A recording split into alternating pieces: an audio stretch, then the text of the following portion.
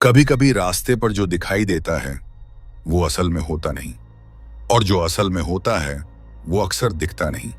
यही है छलावा। सर्द रात थी, दिसंबर का महीना।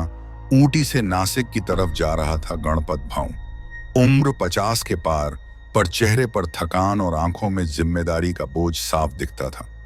ट्रक के केबिन में अकेला, सिर्फ इंजन की घरघराहट और सड़क किनारे बहते ठंडी हवा के झोंके उसका साथ दे रहे थे। ऊटी की पहाड़ियां छोड़कर जब उसका ट्रक महाराष्ट्र की लंबी हाईवे पर आया तो सड़क सुनसान लगने लगी।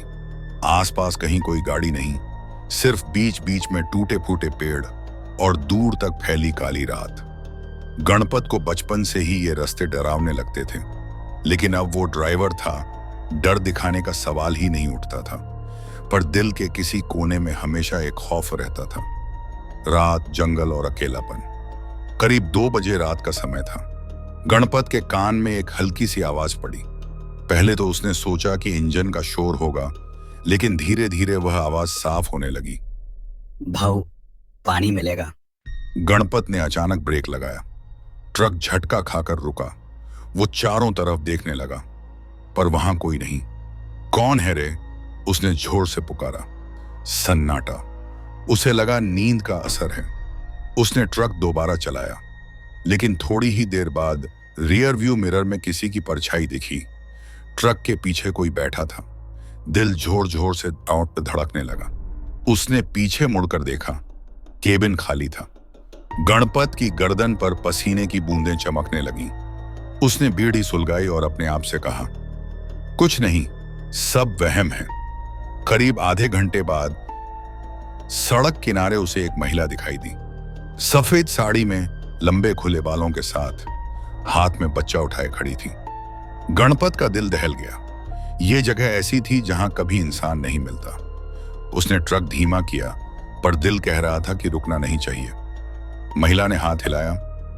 भाऊ, लिफ्ट दो ना, बच्चा बीमार है। गणपत की आंखें भर आईं। उसे अपनी बेटी याद आ गई, जो सालों पहले बीमारी से गुजर गई थी। उस पल उसकी आंखों में नमी और दिल में इंसानियत जाग गई। उसने ट्रक रोका। महिला चढ़ गई। केबिन में गहरी ठंडक भर गई। गणपत ने बातचीत शुरू की। कहाँ जाना है बहन? महिला धीमी आवाज में बोली। बस आगे वाले मोड़ तक।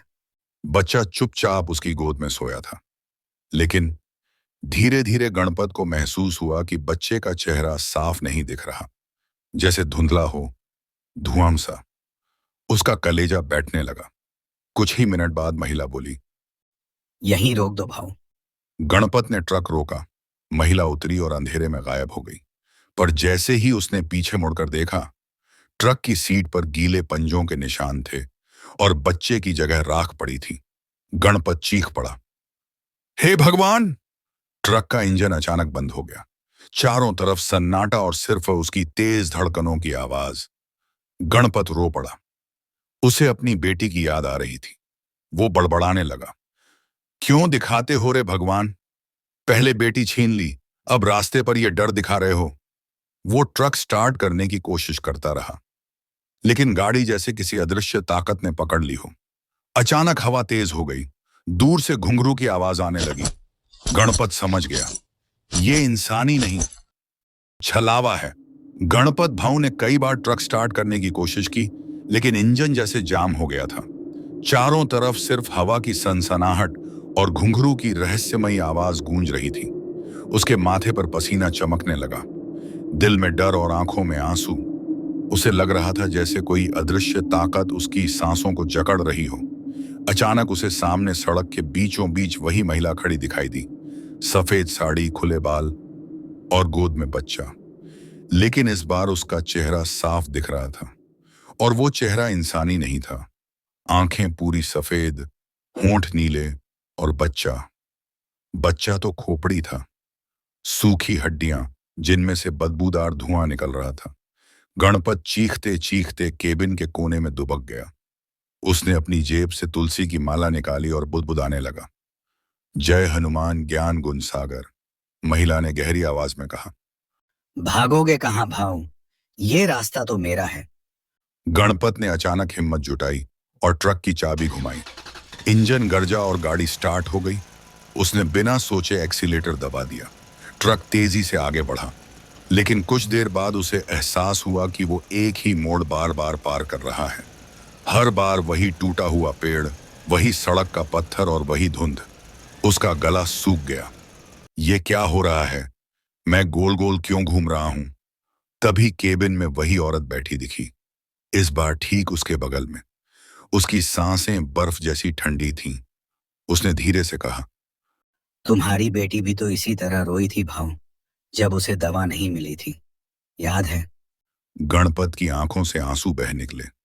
वो चीख पड़ा, चुप हो जा, मेरी बच्ची को मत घसीट, मत घसीट उसे इसमें। औरत हंसने लगी,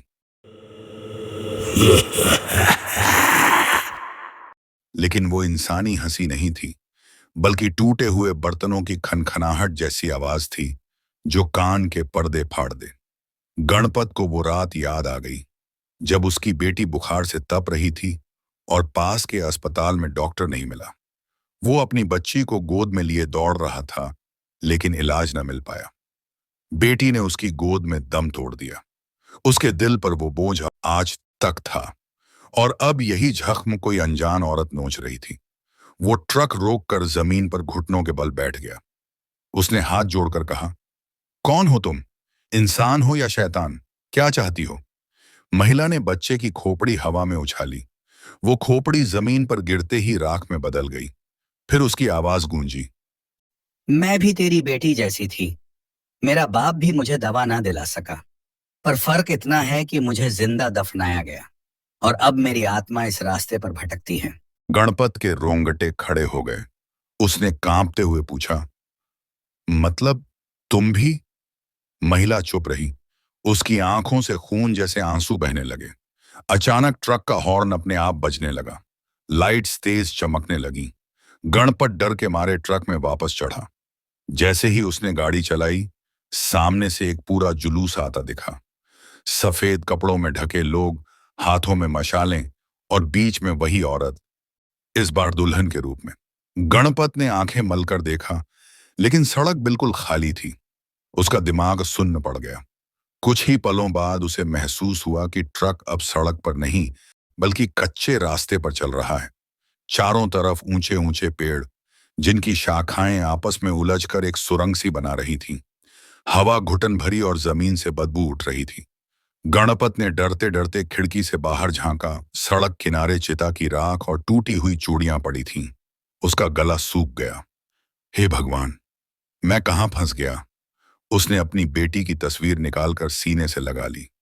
आंसू बहते हुए उसने कहा, बिटिया, तेरा बाप आज भी तुझे नहीं भूल पाया।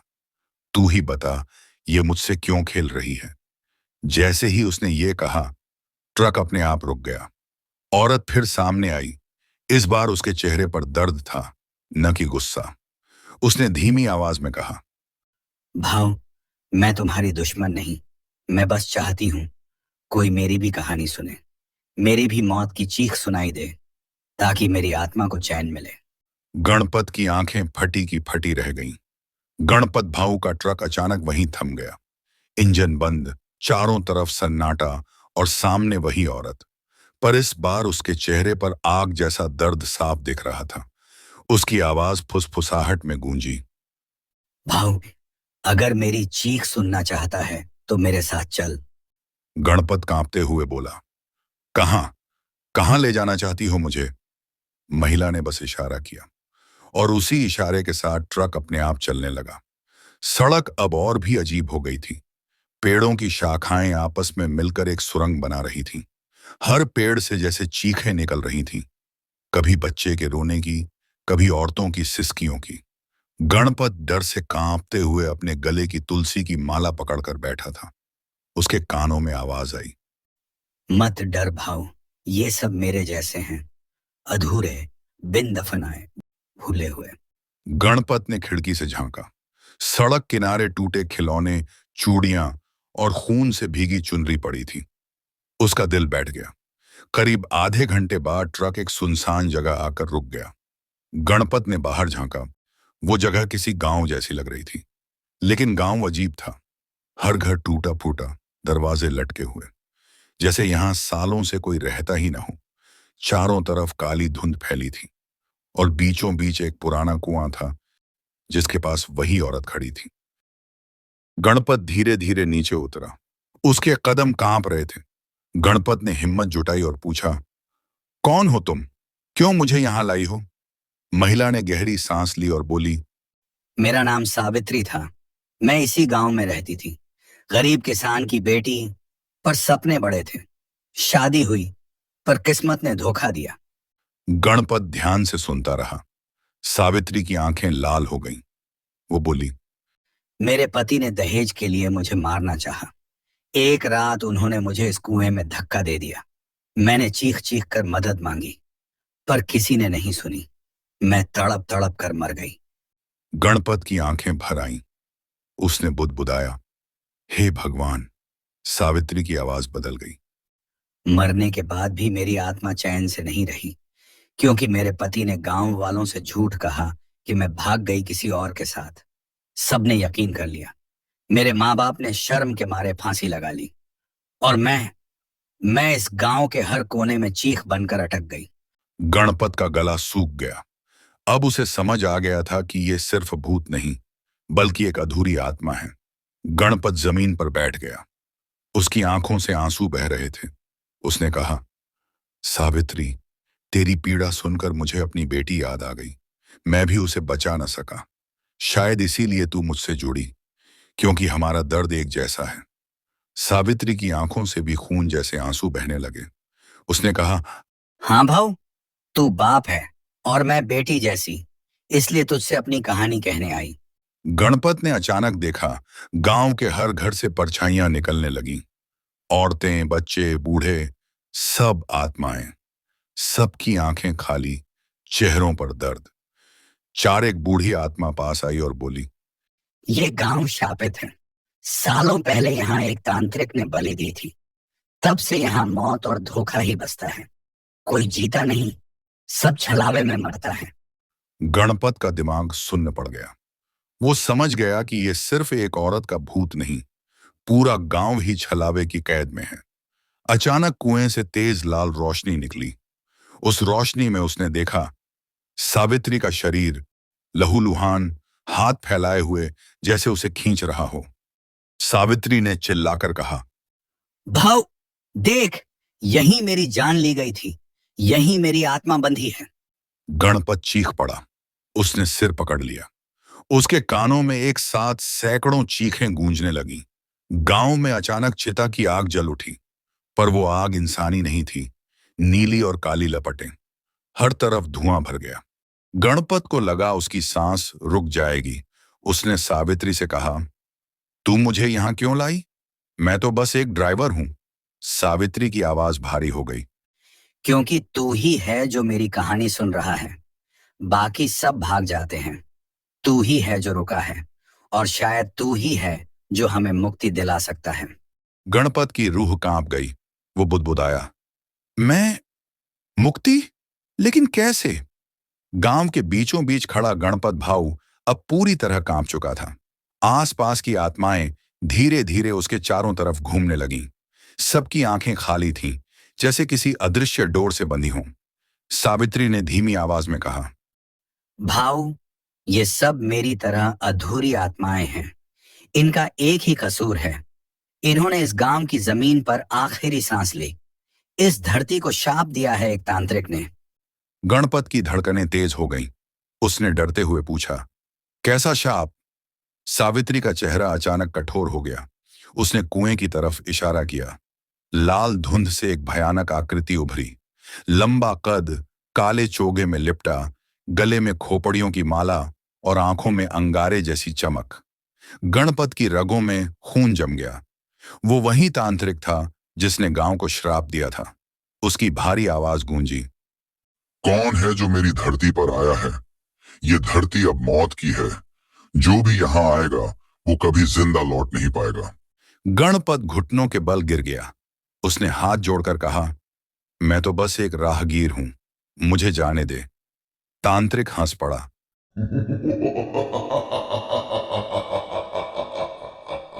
उसकी हंसी बिजली की तरह गूंजी। तांत्रिक बोला, सालों पहले इस गांव ने मेरी साधना तोड़ी थी। गांव वालों ने मेरी बलि की विधि रोक दी थी। मैंने श्राप दिया कि जो भी इस गांव की सीमा में मरेगा उसकी आत्मा कभी मुक्त नहीं होगी। सब यहां भटकेंगे, छलावे में। गणपत ने सावित्री की तरफ देखा।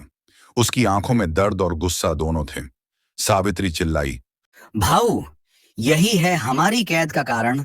जब तक इसका श्राप नहीं टूटेगा हम सब इसी तरह भटकते रहेंगे। गणपत के मन में अपनी बेटी की याद कौंधी। उसने सोचा, अगर मेरी बेटी की आत्मा भी कभी ऐसे भटकती तो मैं क्या करता। उसकी आंखों से आंसू निकल पड़े। उसने हिम्मत जुटाकर कहा, हे भगवान, मैं एक मामूली इंसान हूं, पर अगर इन आत्माओं को मुक्ति दिलाने का मौका है तो मैं पीछे नहीं हटूंगा। तांत्रिक गरज उठा। तो फिर तेरी मौत तय है। अचानक जमीन हिलने लगी। कुएं से काली लपटें निकलकर आसमान तक पहुंची। गणपत ने देखा, पेड़ों की शाखाएं सांप बनकर उसकी ओर बढ़ रही हैं। उसने तुलसी की माला कसकर पकड़ ली और हनुमान चालीसा पढ़ने लगा।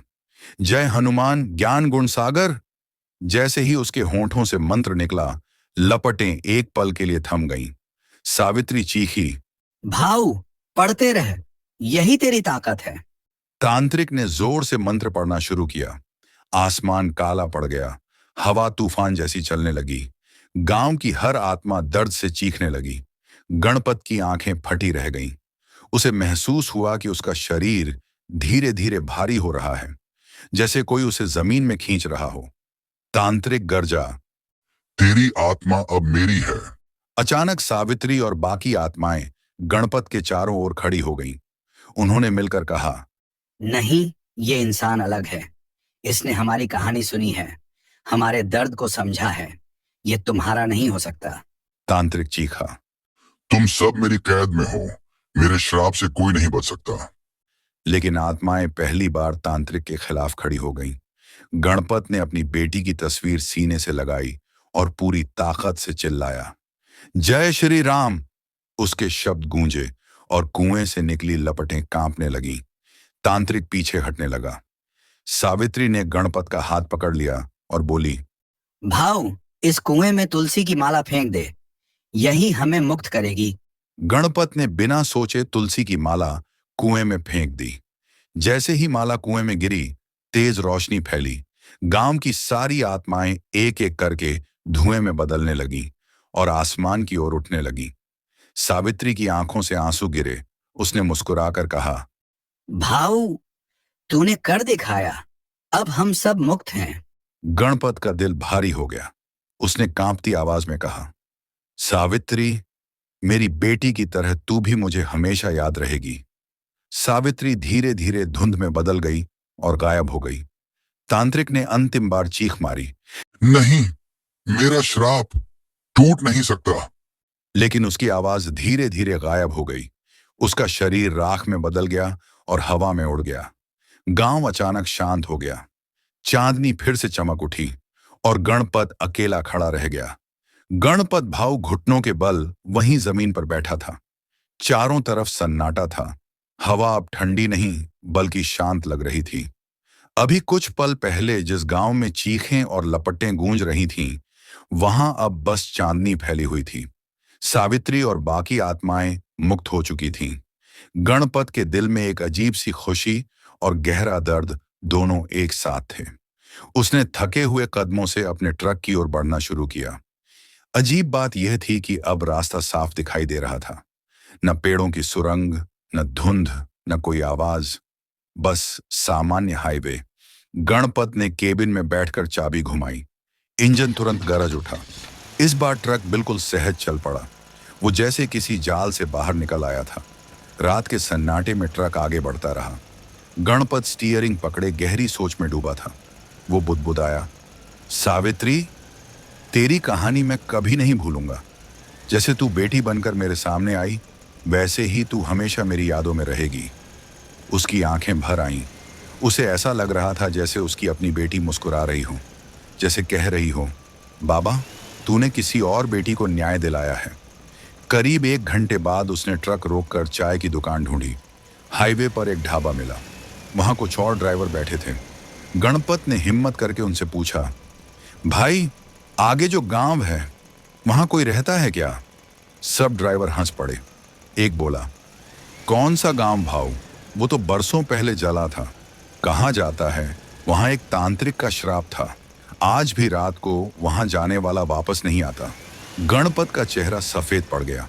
वो जानता था कि वो अभी अभी उसी जगह से लौटा है।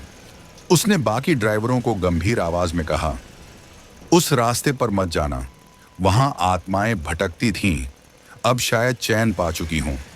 पर रात के अंधेरे में इंसान को वही देखता है जो उसे दिखाना चाहते हैं। सब ड्राइवर हैरान रह गए, पर गणपत ने और कुछ नहीं कहा। वो चुपचाप अपनी चाय पीकर आगे बढ़ गया। सुबह होने से पहले ही गणपत अपने गंतव्य पर पहुंच गया, लेकिन नींद उसकी आंखों से कोसों दूर थी। उस रात जब वो ट्रक केबिन में अकेला बैठा था, उसे अचानक हल्की सी आवाज सुनाई दी, जैसे कोई बच्ची हंस रही हो। उसने शीशे में देखा, पीछे की सीट पर उसकी बेटी की मुस्कान झलक रही थी और उसी के पास सावित्री खड़ी थी, मुस्कुराते हुए। गणपत की आंखों से आंसू बह निकले। उसने सिर झुकाकर हाथ जोड़ दिए। धीरे धीरे वो परछाइयां धुंध में बदल गईं और गायब हो गईं। उस दिन के बाद गणपत ने तय कर लिया कि अब वो सिर्फ सामान ढोने वाला ड्राइवर नहीं रहेगा। वो जहां भी जाएगा वहां लोगों को सावित्री की कहानी सुनाएगा, ताकि लोग समझ सकें किसी औरत का दर्द, किसी बेटी की पुकार कभी नजरअंदाज नहीं करनी चाहिए। उसने कई बार कहा, छलावा असल में डराने नहीं आता, वो अपनी अधूरी चीख सुनाने आता है। अगर हम सुन लें, समझ लें, तो शायद वो भी चैन पा ले। सालों बाद गणपत बूढ़ा हो गया, पर हर बार जब वो रात में ट्रक चलाता और सड़क सुनसान होती, उसे लगता जैसे कोई उसके साथ है। कभी उसकी बेटी, कभी सावित्री। उसका दिल अब डर से नहीं बल्कि अपनापन से भर जाता। वो मुस्कुराकर कहता, बेटी, चाहे इंसान हो या आत्मा, मैं हमेशा तुम्हारा साथ दूंगा। और ट्रक का हॉर्न रात के सन्नाटे में गूंजता रहता, मानो किसी अधूरी आत्मा को हमेशा के लिए विदा कर रहा हो। छलावा डराता है, पर उसका असली मतलब इंसान के पाप और समाज की बेरुखी का आईना है। गणपत भाव की तरह अगर हम दूसरों का दर्द समझें, तो शायद आत्माएं भी चैन पा जाएं।